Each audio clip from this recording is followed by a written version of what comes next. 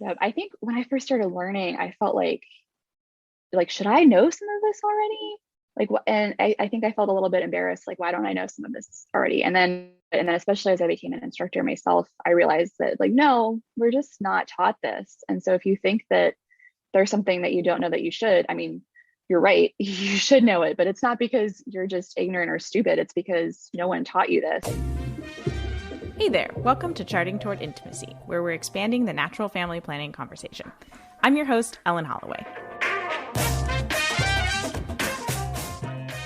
All right, we are here with Taryn DeLong. Taryn, welcome to the podcast. Thank you for having me. I'm excited to be here.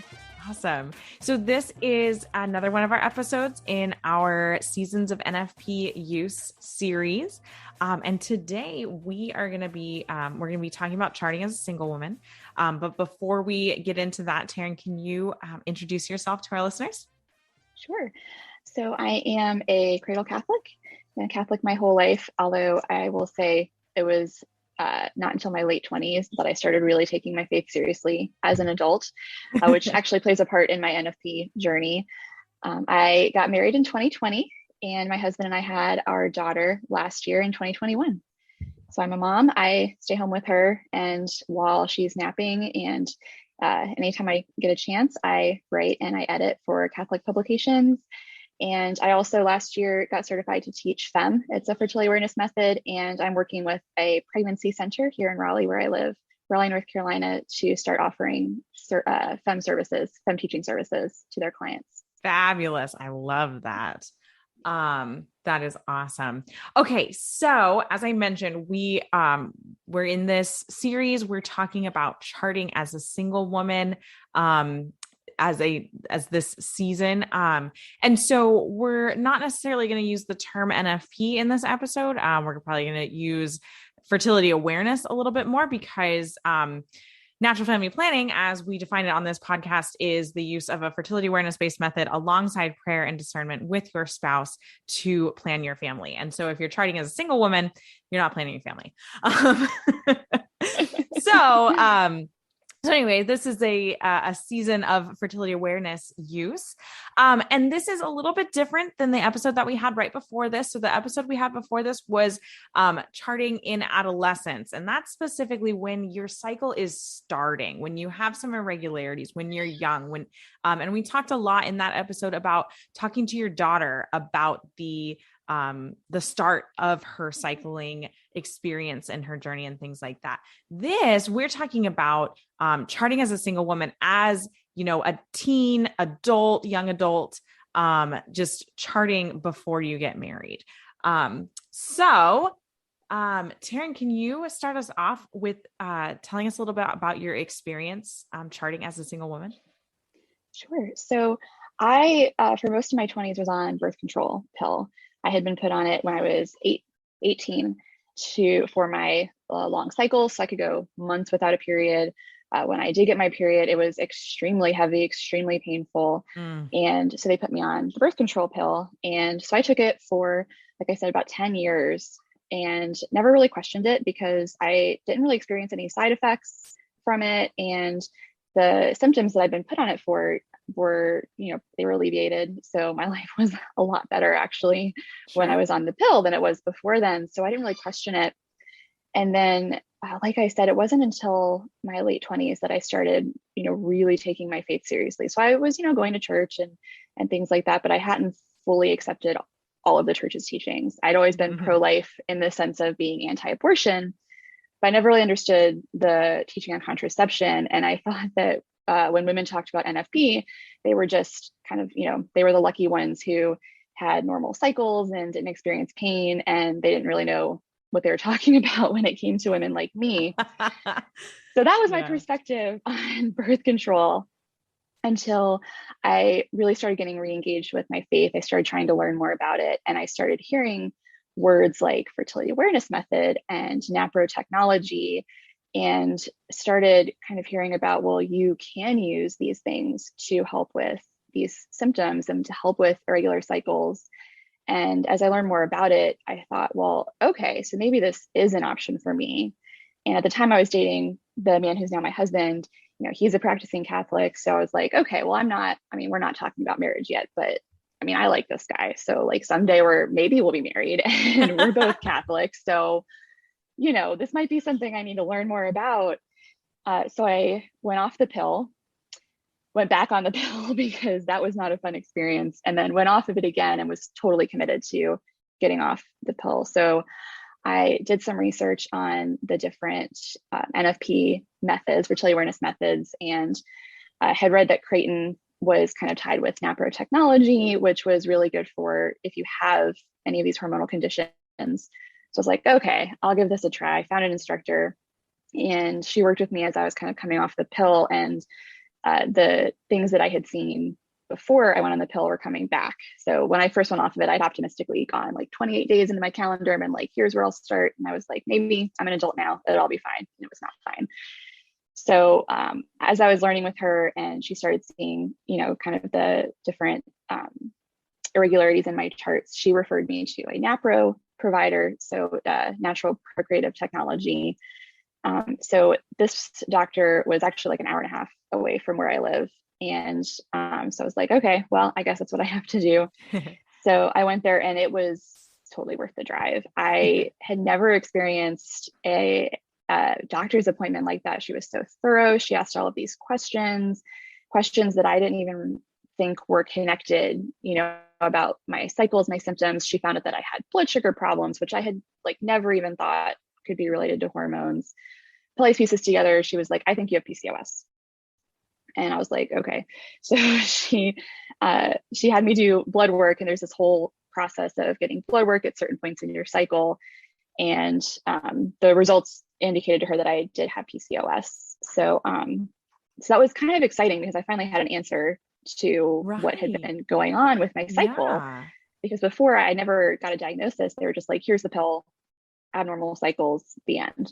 Mm-hmm. And so it was nice to finally have an answer to what I was experiencing. And then she recommended some diet changes, supplements, and it took a while to kind of get adjusted to the diet changes, especially, and for my body to kind of get into that rhythm. And then it worked. My cycles were normal lengths. My charts were looking more normal. But then my painful period, like the pain during my period, started coming back. So she was like, okay, I think you might have endometriosis. And I was like, I don't know, because I've heard that that's like really bad pain, which I've learned since then is not necessarily true. There's like a whole spectrum of pain levels that you can experience with endometriosis. So I was like, I don't know. And she was like, I don't know. I think you might. And then every cycle, the pain was getting worse and worse. And so I ended up making an appointment with her to do a laparoscopic surgery, which is really the only way that you can definitively diagnose endometriosis. And I got lucky in this doctor because she also is trained in excision surgery, which is pretty much the gold standard in getting rid of endometriosis. So she was able to diagnose it and get rid of it in the same surgery. Oh my gosh, how great. Yeah, I was very lucky. I didn't realize how lucky until later when I started learning more about endometriosis. So, it was life-changing. Yeah. Anyone who's experienced, endometriosis can tell you that if those symptoms are gone, it's such a big difference. So anyway, I was healthier than I'd like really been since I hit adolescence. My cycles were normal. The pain was gone, and I felt so healthy. And I finally had answers to these questions that I'd had, my whole adult life. And this all happened before I was engaged. Fabulous. It was a long process. From the time I started working with a Creighton practitioner until the time that I had my endometriosis surgery was probably like a year and a half. So it took a while for me to get healthy, and it was worth the time. It was really scary at the time because I was like, I don't know what's going to happen to me every month or every other month or however much it is between my periods without the pill. It was terrifying. But once I got through it, I was like, it was just life-changing. Yeah. Oh my gosh. I love your story that you were able to, start charting years before you got married. And be able to work with a doctor to diagnose, these two very serious things that can cause cycle irregularities and intense pain, among many other things. And let's just like jump back on the fact that you said you have a daughter, which means that like you got the gold standard of healthiness, right? Like you were fertile. Yes. And I had so much angst about whether that would happen. I've always wanted to be a mother, and we got married and I was able to get pregnant, and it was a healthy pregnancy. She's so healthy and beautiful and amazing. So that is so wonderful. Yeah. Oh my gosh. just a beautiful story that it was able to be diagnosed and treated in time, because I think those things can cause permanent infertility if they're not treated properly or in a reasonable amount of time. So that's fantastic. I'm so glad. I hope everyone listening to this, if you're not married yet, just go find an instructor right now. Go run and find an instructor. All right. So what would you say are kind of some of the most difficult aspects of charting as a single woman?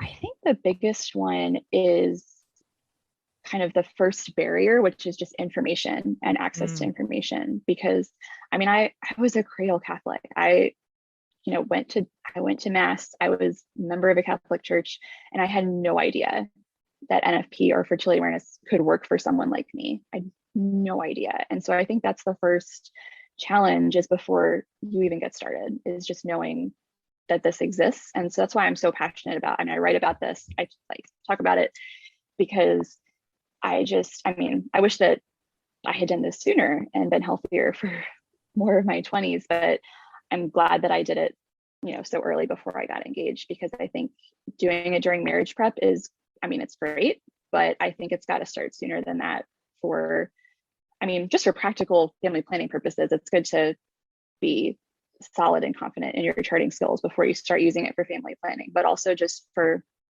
health reasons. And so I think that's the first challenge, is that just access. Yeah, definitely. Oh my gosh, I so agree.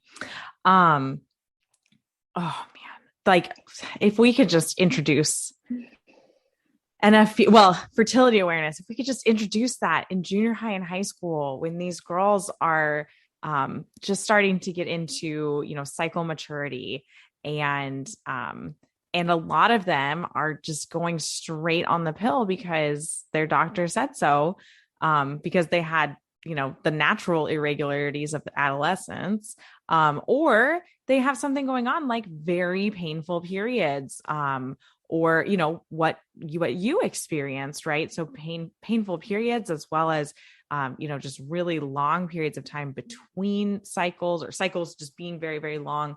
And man, if we could just get this information out more. Oh, I think it's a generation. It's like a generations long pattern too. Obviously the science of fertility awareness hasn't been around for too terribly long, but so many of these conditions run in families. And so, you put woman on the pill and she thinks that's the only option. So then her daughter gets put on the pill and she thinks it's the only option, and just, it can carry on. And so I think we have to break that cycle.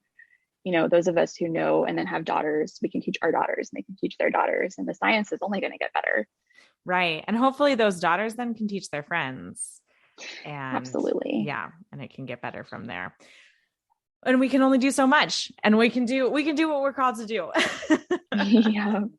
All right. So what kind of tips or suggestions do you have for women who are navigating this season of charting as a single woman?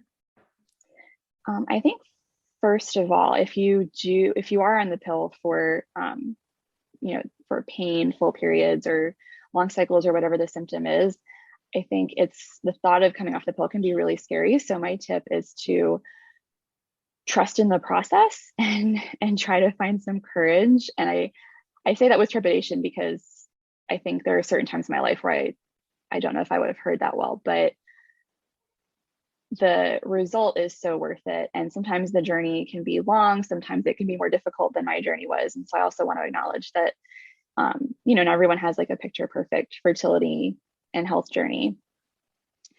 But I think that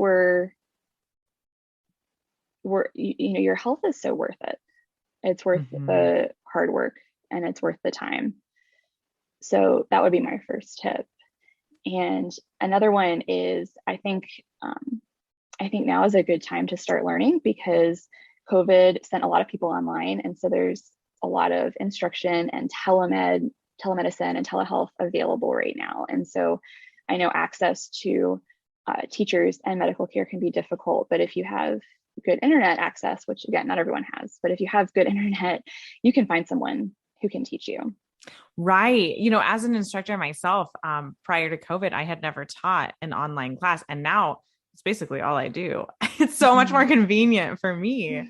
It is teaching, via Zoom and things like that. Mhm. And so, yeah, I just feel like that opened up the world of being able to have instructors of any method available to you. And I recall prior to COVID talking with a friend of mine who did actually have an instructor who was out of the area. And she did instruction via Zoom. And this was before, Zoom was a household name. And I was like, wow, that's so weird. That seems weird. Like you can't actually meet with the person in person, but man, no, it's not. Yep. It is a totally viable way to learn fertility awareness. And there's so many great instructors who have actually like pre-recorded their Mhm. sessions. And so you can actually just do it on your own time and then schedule your follow-ups with them according to their schedule and your schedule. And, I love that. It's just making it so much more accessible, which is huge. Yeah. And then if you do end up needing to go see a doctor, whether it's a NAPRO doctor, a FEM provider, or another kind of restorative reproductive health specialist, a lot of them are doing telehealth now. And I mean, like I said, I saw someone initially who was an hour and a half away, and so she would give me the orders for my blood work, and I would just go to a LabCorp in my area. Mm-hmm. And so there's ways to work it out so that you can still see someone who understands how to actually diagnose and treat you, even if you can't find someone in your area. And this is where, I mean, doing this while you're single can help because you don't need a local OB, right? Because Right. presumably you're not Exactly. getting pregnant. So you have a little bit more flexibility there. You're not worried about like, what if I go into labor and my doctor's 3 hours away? Yeah, that would be tough. As someone who has experienced precipitous labor, it's got really scary. Yes. Oh my gosh, I love that. And don't be afraid to, if you're in this period of life, ask questions. Ask questions to instructors. Ask questions to doctors. There is no such thing as a dumb question when it comes to fertility awareness. And that's because like it's not implemented into our society as something that we know well as a society. And so, if you feel like, oh my gosh, this is probably such a dumb question, ask it because, either an instructor or a doctor, whatever that question pertains to, will probably be happy to answer it, and will probably answer it so much better than Google's going to answer it. Yeah, I think when I first started learning, I felt like should I know some of this already? Like what? And I think I felt a little bit embarrassed, like why don't I know some of this already? And then especially as I became an instructor myself, I realized that like no, we're just not taught this. And so if you think that there's something that you don't know that you should, I mean, you're right, you should know it, but it's not because you're just ignorant or stupid. It's because no one taught you this. And so the instructor you're working with, the doctor you're working with, is so happy to teach you Yeah. about your Yeah. body and the way that it's supposed to work. Exactly. Oh my gosh. I mean, honestly, I had never heard of the term cervical crypts before learning NFP. And I was like, shouldn't I know? Like, this is a part of my body. Like, shouldn't I have like learned that in biology class or when I had sex ed in junior high? And it's like, well, no, because they didn't actually teach you sex ed. Let's be honest. Yeah. So don't be embarrassed if you're sitting there in a course and they're going over the female reproductive anatomy and you're like, I've never heard some of these words. It's okay. Yeah. Some of us, most of us had never heard of, some of these vital organs that we have. We hear about the Eucharist. Oh my gosh, the uterus. We also hear about the Eucharist, but in a totally different situation. Oh my gosh. We hear about the uterus and we hear about the vagina and like maybe the fallopian tubes, but like, I feel like that's kind of it. Mm-hmm. And there's so much more to what's going on. Yeah. And I think most instructors started at ground zero too. Right. And I think a lot of us are instructors, not because we've always been experts in this, but because we also had that moment of like, why didn't I already know this? And then became passionate about helping other women who also didn't know. I would say, yeah, probably the majority of instructors are like that. That's my story too. It's like, I was like, how come I didn't know this? Now I need to share this with everyone. Oh man. Well, Taryn, is there anything else that you would like to share before we close out? I think I really just want to reiterate that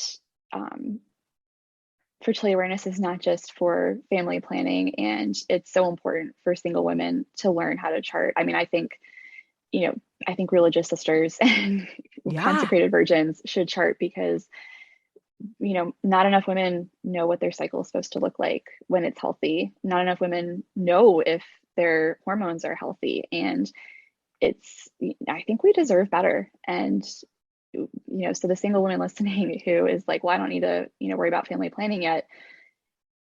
Just do yourself a favor and learn how to chart anyway. If you think that your cycles are normal and healthy, that's awesome. Learn to chart anyway, because life changes, things change, and it's important to keep an eye on all aspects of your health. And if you're planning on getting married, it's really better to know how to chart before you're dealing with wedding planning and marriage prep and all of the stress that goes into that. Because first of all, stress can throw off your cycle, and second of all, you want to be solid in knowing how to chart before you're using it for family planning. Absolutely. Oh my gosh. Couldn't have said it better myself. Taryn, that was fabulous. Thank you so much for coming on the podcast and sharing your story. I loved it. It was so great. Thank you. It's been great sharing with you. Thanks so much for listening. If you are not already following us on Instagram, be sure to check us out at Charting Toward Intimacy. And as a reminder, this is one of 9 episodes in a huge series about the different seasons of using NFP and fertility awareness. This is episode 2 of 9. Be sure to check out last week's episode to catch up. And next week, we are going to be talking about charting when you are newly married. It's such a great conversation that I have, and I'm really excited to share it with you guys. Until next time.